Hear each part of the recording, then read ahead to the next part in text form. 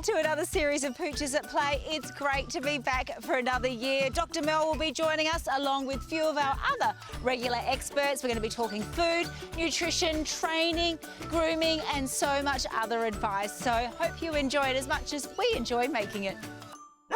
Given everything a puppy experiences in the first 12 to 16 weeks of their life can impact on their future emotions and behaviours, can't they, Danny? It's really so important that we get them used to grooming in a positive way, nice and early. Absolutely. Danny, what's your tips for owners with a new puppy in terms of professional grooms? Yeah, I always recommend that for the very first time they come into the groomer, it doesn't have to be for a full appointment.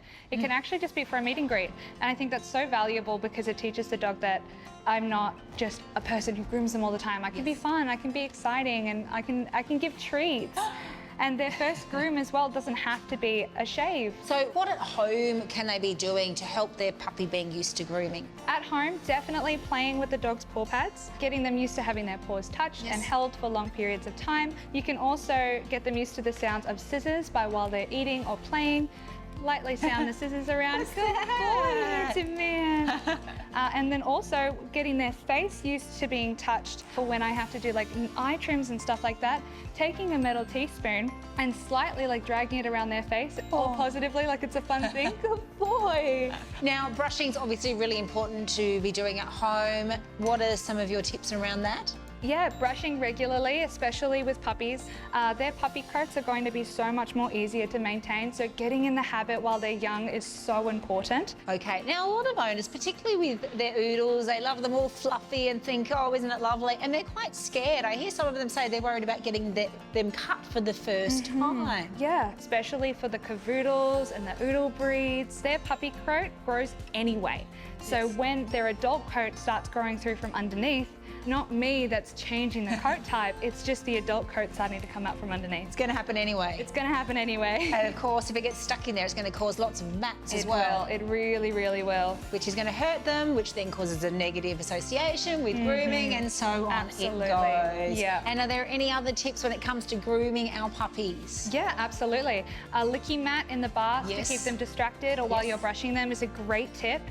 Using stuff like a conditioning spray really, really helps. Good quality brushes, and instead of over washing them as well, you can use bamboo wipes in between to make it a bit easier, especially if they get their paws a little dirty.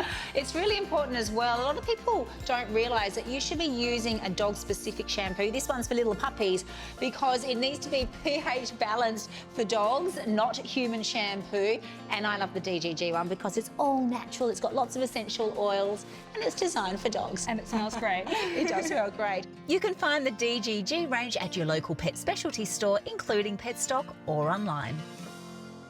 The Petstock Foundation's Christmas project raises funds each year to help empower children through the unconditional love and magic of pets. Funds raised through the sale of their 2023 Christmas baubles and other donations saw their 8 charity partners each receive over $93,000 each. This includes Make-A-Wish Australia, where I'm visiting today.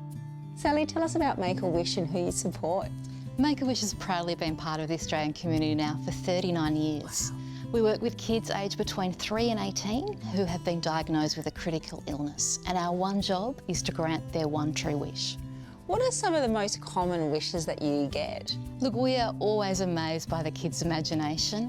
Everything from celebrity meet and greets, fabulous holidays, trips, and of course, one of our most popular categories is our pet wishes. Oh, beautiful, I bet. How has the Petstock Foundation impacted your work so far? Look, the Petstock Foundation has been fantastic for us. As an organisation that doesn't receive government funding, we rely on community partners to make wishes come true.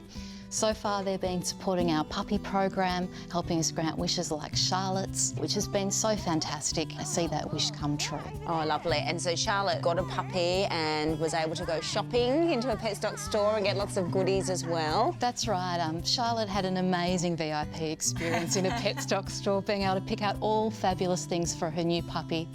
Buddy Sprinkles. Buddy Sprinkles. Which is a cavoodle. And look, we've just been so grateful for everybody's support in making that wish possible.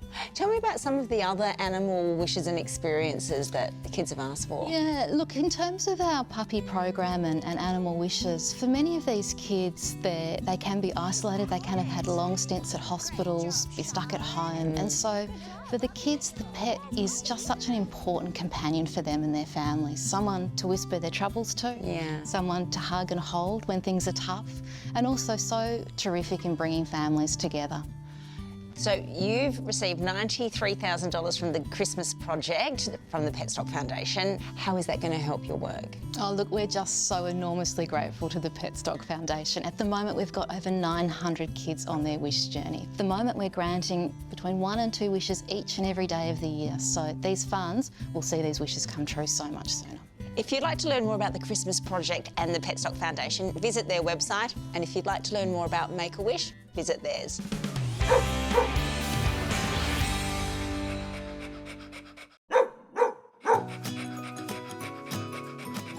Many dogs and cats can get motion sickness or become anxious about car travel.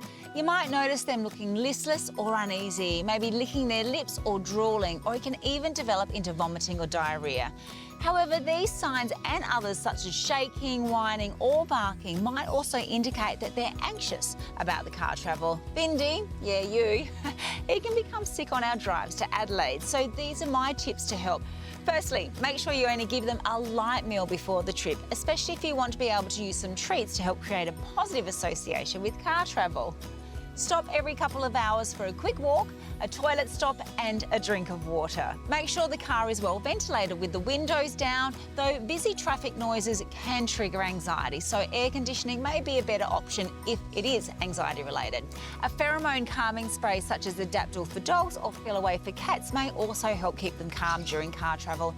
I use the Shy Tiger Soothe and Calm Day Spray with lavender oil, Lang Lang, which is my favourite, and Australian sandalwood to help reduce Vindy stress, as well as my own, on those long drives. If your dog is still a puppy or hasn't done a lot of car travel, start by taking slow, short and frequent trips to fun places, gradually increasing the length of the rides and rewarding calm behaviour with praise and treats, just little ones.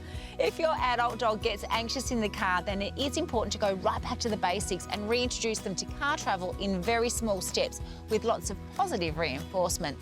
You might even need to go as far back as just having them sit in the car like these guys are doing whilst it's stationary, leaving the car door open and giving them treats and praise without moving. Step 2 is gradually take them a little further. For example, simply start the car and leave the engine running with the door open or sitting there with them.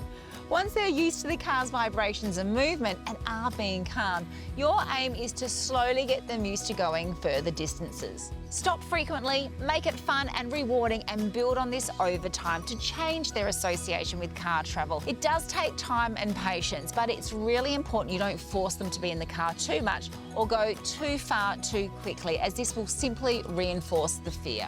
It may also help to give your dog a special toy that they really love, like Vindy's got there, and just save it for car trips. And assuming you haven't fed them too much before the trip and it was more about the anxiety than the motion sickness, a VitaPet chicken tender or a rabbit ear can kick things off on a really good note. Head to vitapet.com.au to learn more about their treats and also other dog tips and tricks. All right, boys, you're looking very relaxed. Next step now. Yep, shall I start the car? I reckon so. As a Petstock Rewards member, if you purchase any participating brand of flea, tick and worming treatment, including NexGard Spectra, they'll give you 15% brand cashback to use the next time you shop for the same brand, even if it's on promotion. T's and C's apply. Visit the website for details. A mite infestation can cause severe irritation to the skin and ears of your dog. Mites are tiny external parasites transferred by close contact with other infested animals. They're closely related to ticks, although mites are much smaller, so much so that many of the species are only visible with a microscope. The 3 mite species most commonly infesting dogs are Demodex mites, Sarcoptes mites and ear mites. Ear mites, as their name suggests, inhabit the ear canal and surrounding skin, and they cause an intense ear irritation and discomfort. These tiny little critters are easily transmitted from one infested animal to another, as are Sarcoptes mites, which also cause an intensely itchy skin disease called sarcoptic mange. These mites can also be transmitted to humans.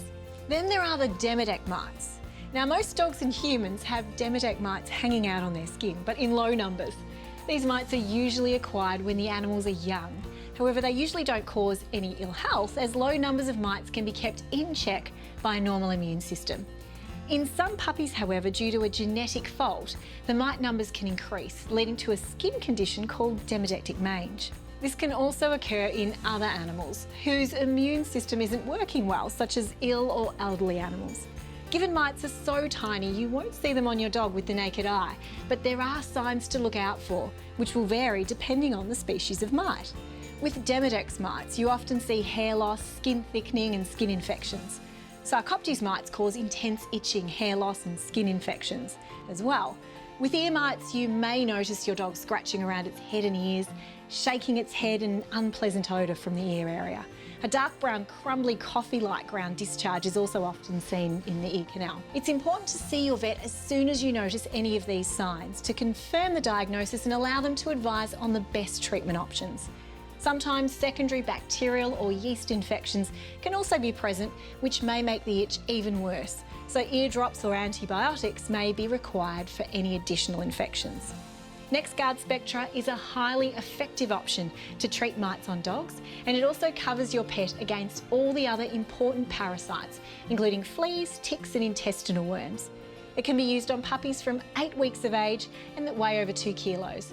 So visit the NexGard website to learn more.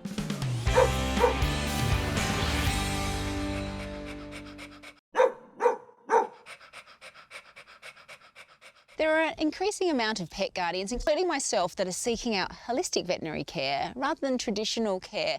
Edward, can you explain some of the key differences?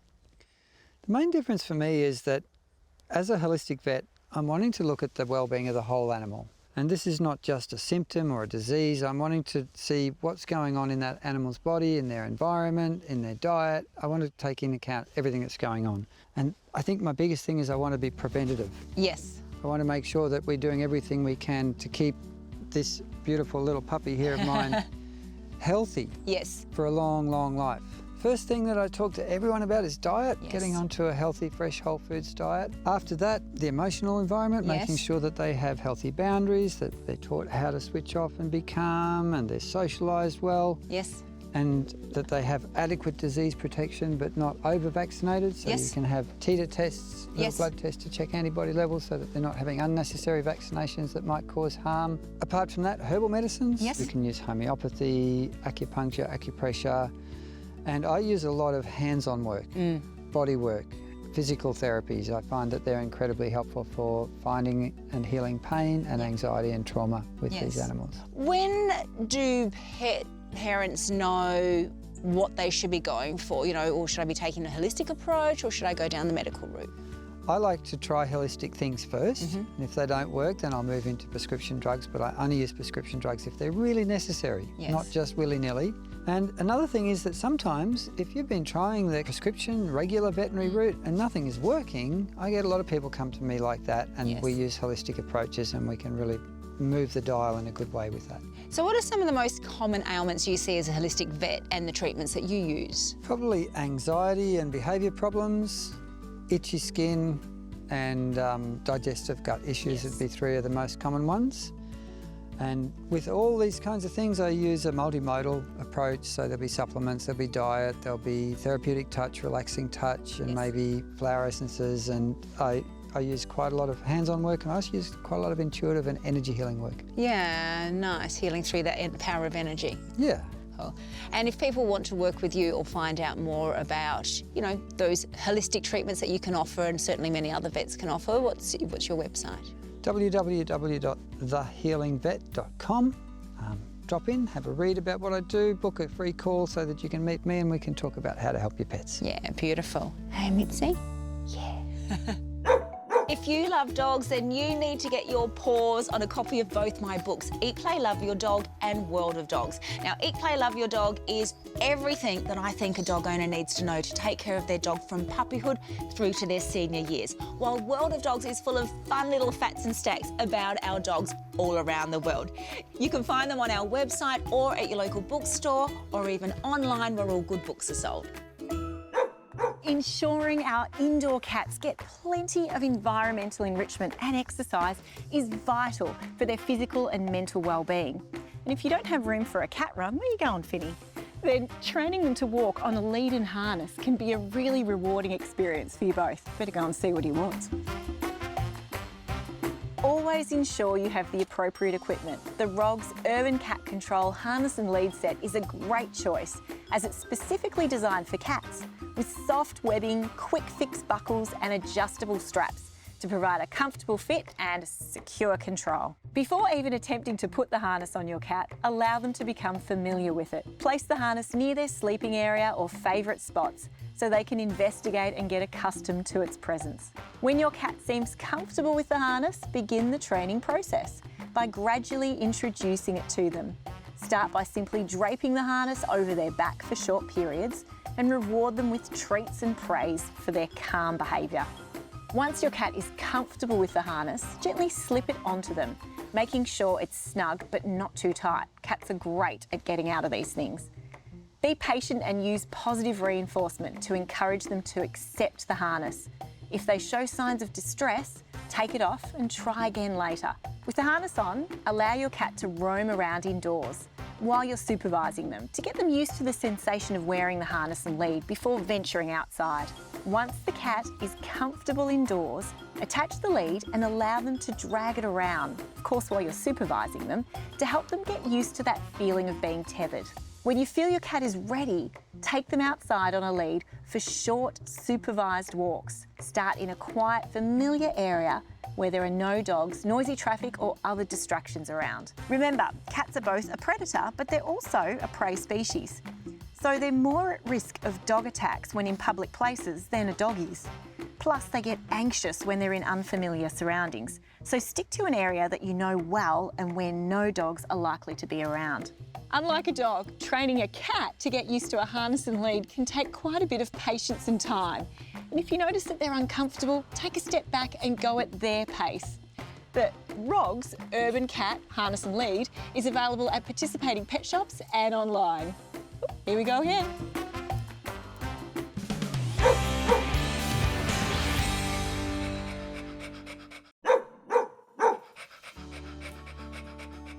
With around 40% of dogs and 30% of cats being considered overweight or obese, it's really important to know what their body condition score is. Now, Nicole, explain what this is and how we do it. Absolutely. So body condition scoring is a system that vets use to communicate with pet parents, and it gives us a way of measuring the body condition or weight of our pet. So in Australia, we use a scale of 1 to 5, which is essentially 1 is like ultra thin or underweight, and 5 is seriously overweight or obese. So 2 to 3 is like your perfect weight. Weight is such a key to longevity alongside, their mental health and diet. So it's a really good tactic. Oh, so it can be a bit harder on some breeds and coat types, like these two little guys here versus Pudding. How do we do it on those that are a bit harder, or what does make it so much harder? So I think the long-haired ones are the trickiest breeds because they can easily hide a few extra kilos behind that long hair, can't they? And then other breeds like sighthounds, whippets, greyhounds, they can also have quite a thick trunk really before we notice they're overweight. So my favourite tip is actually how I do body condition score pets and teach pet parents, and I will run my hand lightly along their rib cage, and you can do that in the long head or the short head like Pudding here. You should be able to feel the ribs without having to push in. Yep. So you want to lightly go along the sides and should be able to feel it without pushing in. Okay, all right. And why is it so difficult for some pets to lose weight and for others not so much? Yeah, it's a little bit like us. So some are blessed with a fast metabolism and others with a little bit of a sluggish metabolism. For a lot of pets, they struggle with the high levels of carbohydrates in the ultra-processed diet. So the carbs are putting a lot of pressure on their liver and their pancreas to produce all the enzymes and hormones to try and process that. Yes. So I've no doubt every pet that comes to see me with weight issues, if I move them to a fresh food diet, Yes. high protein, high fat, low carbs, the weight comes off. So if you need to reduce, your vet said, okay, they need to lose some weight, it can be really tough for pet parents to know, well, what does this mean? If whatever I'm feeding them, how do I know to reduce this and how much is too much or not enough? Yeah, that's really true. So I think firstly, measure. Lots of people don't even measure their pet's food. No. And then my rule of thumb is I drop it by 25% or a quarter. So if you do that, you should expect an average weight loss of 1 to 2% a week. So for a 10 kilo dog, about 100 grams to 200 grams.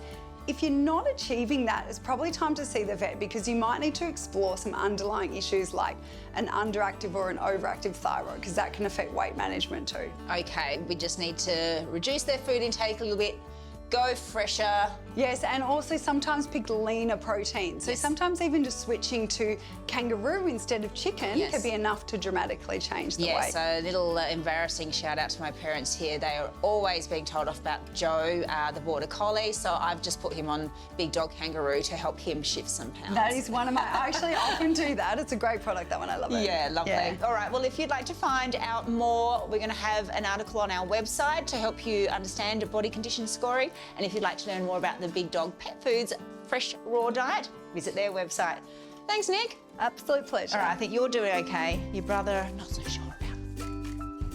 Would you like to win a Pawsome prize pack worth over $2,500? One lucky person will win a year's supply of Big Dog Pet Foods, Antinol Plus, NextGuard Spectra Monthly Chews, plus a $250 Pet Stock gift voucher, $500 worth of DGG Grooming and Apparel, $300 worth of VitaPet treats, and a signed copy of Eat, Play, Love Your Dog. Plus, there's 5 consolation prizes up for grabs too. To enter, sign up to our e-news and name one of the charities featured this series. Visit poochesatplay.com.